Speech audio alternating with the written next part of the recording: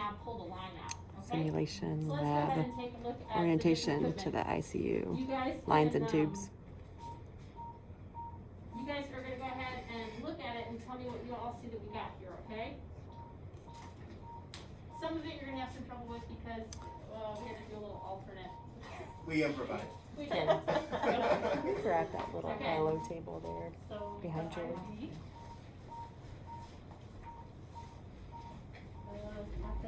Yeah, go ahead, let's put your hands on things so everybody knows exactly what we're talking about. So 2 IVs. Yep, that's 2 IVs. Nope. I'm gonna try to put this on there so I can just roll it around. So Not normally, technically. so I don't know where normally, it was going.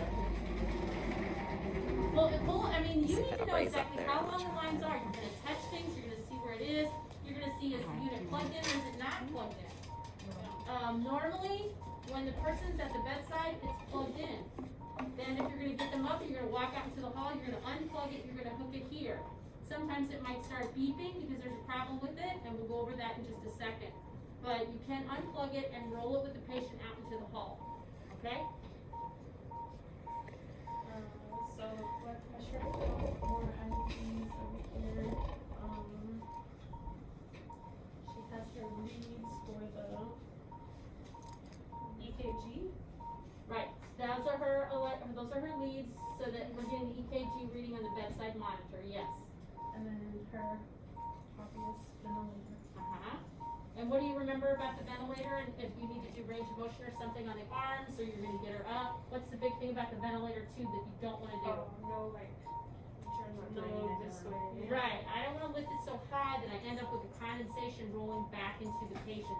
So I need to keep this lower than her throat. So she gets up, it's no problem, it's gonna draw down. The only time it's really an issue is you go to move this cord and suddenly you've done this. Okay? Not anything there. I know, it's fixing my arm. What, do we have an arterial line or no? No. Wouldn't that be like up here? It doesn't have to be It there. could be femoral also. It could also be in the arm. In the arm. So it looks like we could because she has 2 different here. So follow the lines and see where they go. This one is sodium chloride. So arterial would be. Okay, so membrane follow that portion. other line again. Pick that one up again. Follow it. Where is it going? It's going here. And it's also split. Yeah. And it's going to the monitor. That's your arterial line.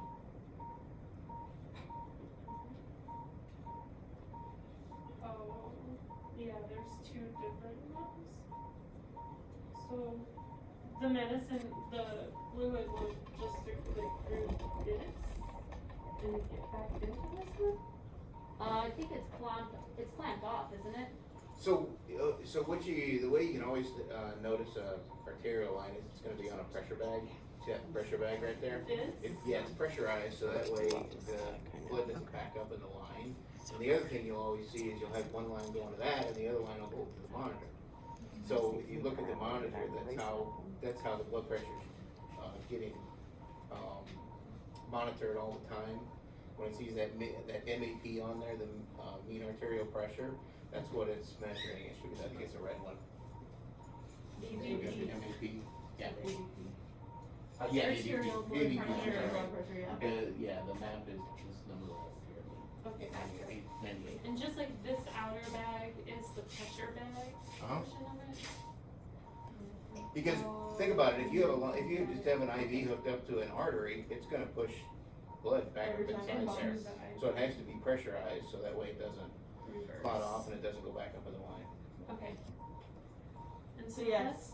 There's your arterial. This one, arterial. Yeah. And you're right, typically they would be in like some kind of a central line or something like that. Alright, we've got a couple other lines we haven't identified yet. What's on your side, Chris? We have the two, we've got IV lines on this side.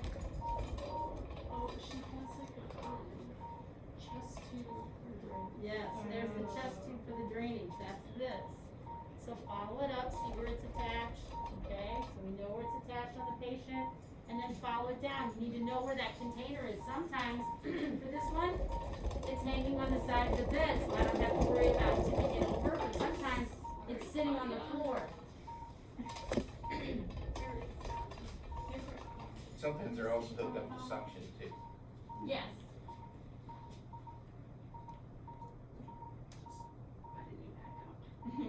Alright, any other lines?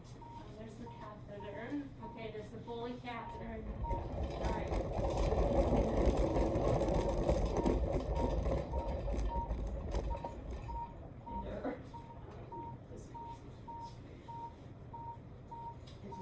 Yeah, that's part of, So- that's just part of the simulation, Okay. yeah. Okay. Just making sure. Alright, so part of the reason why you wanna know where all the lines are so that when it's time to get the patient up to the side of the bed, you can adjust everything and move it. So if you were gonna get her up to the side of the bed and potentially move it into a chair, which side of the bed are you gonna take her? Are you gonna take her this way? You're gonna take her to the left? I Probably would the- say, I would do this way, just because, Well, how long is this one? I would say this way, because it is, but her leads aren't, oh, they are longer, yeah, and this can go around, and this would be long enough to sit her up. And what about that arterial line? Is that one long enough? No. Okay. In her instance, normally I would have looked at where the ventilator was, I would have looked at where the majority of equipment was, and I would have thought, can I bring her this direction? I can't move that bedside monitor though, that arterial line is pretty short, so in this instance, I would take her to the left instead of to the right. Okay? And then, correct, and the drain might be. Or if that tube is long enough, just move it to the side of the bed where it can sit up. Yes. Okay? Kurt, you wanna talk to him about, okay, so say that I unplug my unit. Sometimes it'll start beeping when I am with the patient. Kurt's gonna go through the spiel of how to figure out why it's beeping. It could be just that the battery's getting low. Right, it'll show you on there, it'll have like a little battery line through it or something, telling you that the battery just needs to be charged. And normally too, when it's plugged in, you can look at the battery life, it'll have a little monitor on it, it'll show you how much. If that's it, I mean, you just have to plug it in, you can't take it anywhere because it's not fully charged, so. And if you come in and see that it's not plugged in, I would definitely check the battery before you go anywhere and make sure you got enough, because somebody may have simply forgot to plug it back in. So you'd have to plug it in, and then you come back later and do what you're gonna do once it's charged. The other thing, the other two most common, alarms that you get on any of these pumps is either a distal or a proximal occlusion, and it'll tell you which one you got, if you got a distal or a proximal. A distal means from the machine to the patient, so the line going from the machine to the patient. Proximal is gonna be from the machine to the bag, alright? So if you have one of those two, all you have to do is kind of look through your line and see if maybe it got kinked somewhere, okay? And if it got kinked, it may be as simple as kind of unkinking it, hit the reset button, and everything will kind of go back the way it was. If you're not sure about it, or you can't get the kink out of it, or it won't stop alarming, then you're gonna have to call somebody, okay?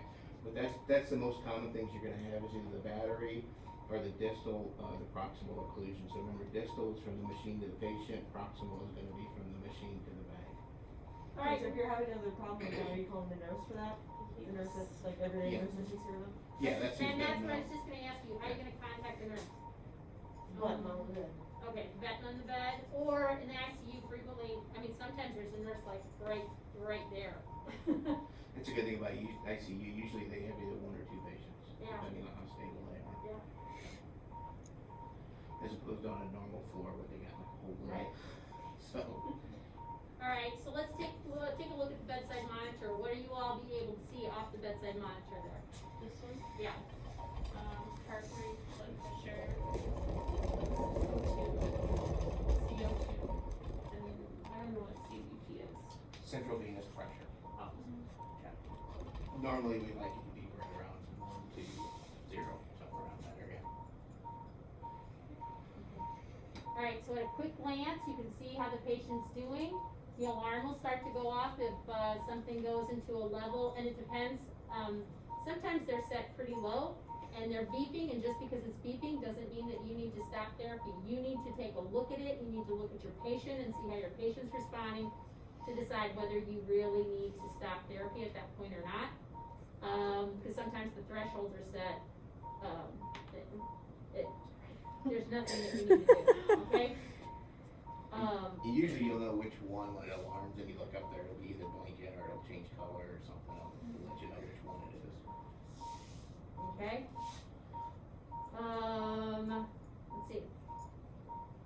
Alright, so we've identified everything on there. I